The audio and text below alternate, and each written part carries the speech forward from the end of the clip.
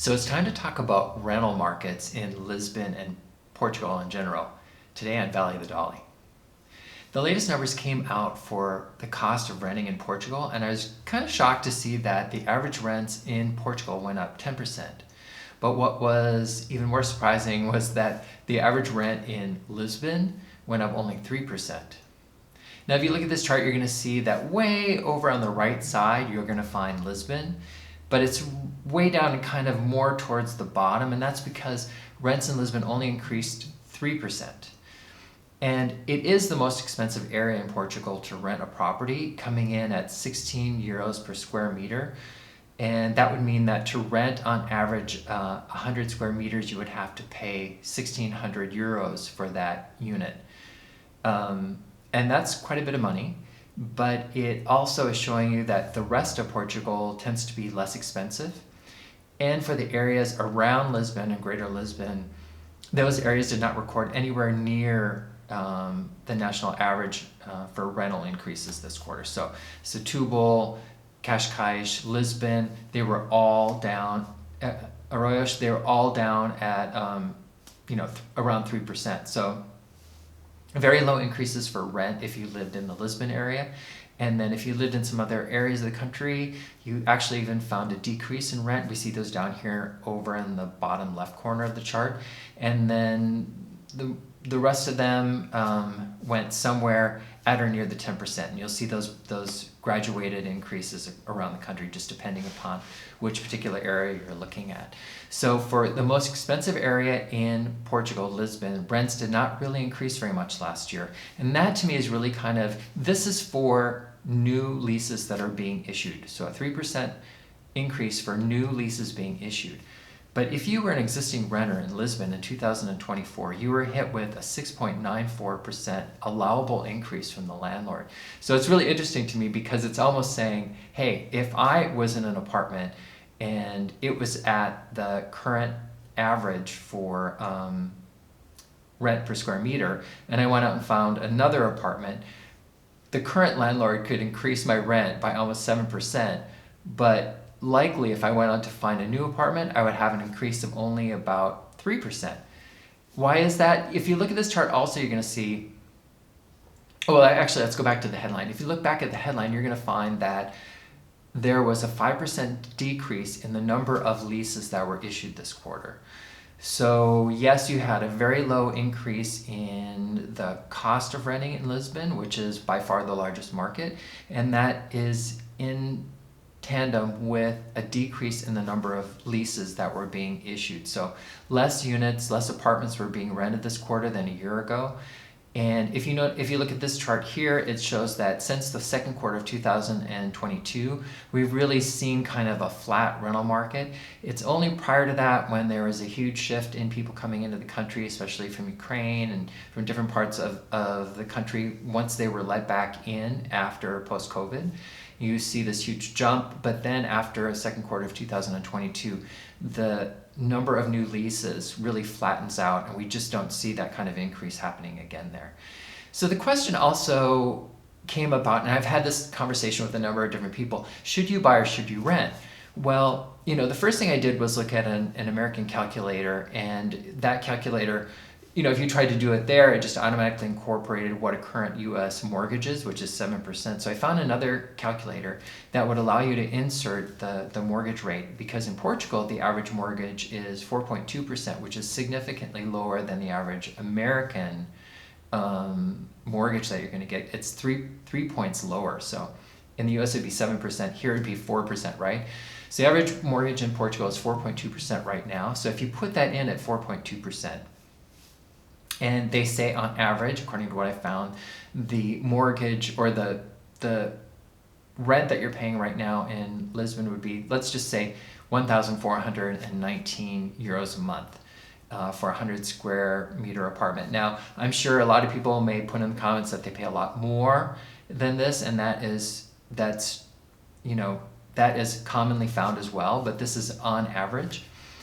And if you take that amount, then the question is, how much would you pay for a mortgage on a 100 square foot unit that was coming up at 4.2%? Even if you put down in this case, 20%, you would be paying over $1,000 more.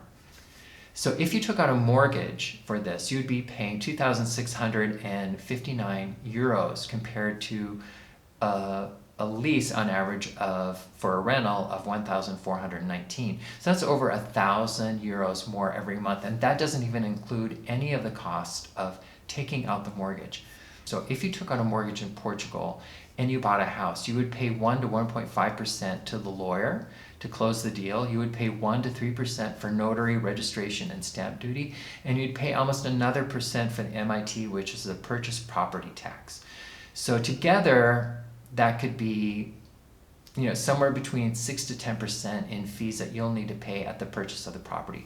So we're talking about over 1,000 euros a month more to buy, plus you have all these additional fees, right? Plus you're taking an additional amount of money that you might have invested or utilize in the market, and you're putting that in the home loan. And you're anticipating that this property that you're buying right now, some people say it's the height of the market. I don't know if it is or not. But if you look at this chart again from the Fed, I always show you this, you see that the real price or value of property in Portugal has skyrocketed. So I don't know how much more real value increases we could see here before that peters out. And I know there's a lot of question about investing that money. Will you get a similar return? Because in the third quarter of 2024, the last numbers we have for buying a property in Portugal, the values went up by 10%. 10% is a lot year over year. So the markets in the US were up way over 10%, but that's not a guarantee there either, right? It could definitely go down. And I'm not a financial advisor, so if you, this is for entertainment purposes only, so if you are looking to buy again, just as always, or just deciding on whether to rent, you really need to do your research and come to a conclusion based on a number of sources and information that you can find.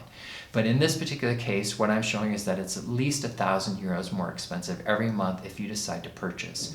On top of that, you have to pay a whole bunch of additional fees, and even that number I'm giving you, which is almost $1,700 or $2,700, so 2,700 euros a month to purchase, that doesn't include ongoing taxes, or other kind of association fees that you might have to pay if you're purchasing, repairs, etc.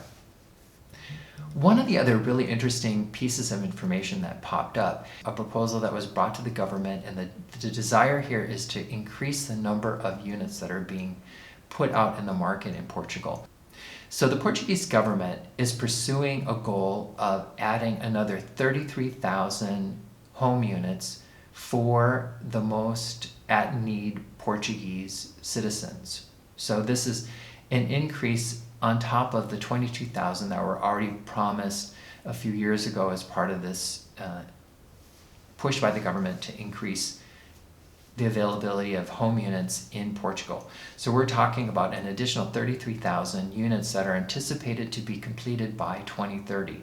And that will bring this number of additional units onto the market. And they had already, I believe, agreed to bring about 22,000 units to market before that. So altogether, that's over 55,000 units. But this additional 33,000 units is targeted at lower income nationals who are looking for a place to live and to call home. So this is a great way of kind of alleviating some of the pain that's been felt by a lot of people who are renting and buying in the Portuguese market. And I'm wondering for you, if you've been out looking for an apartment, are you seeing this to be true, that there's just a small increase in the amount of rent that people are asking in the Lisbon area?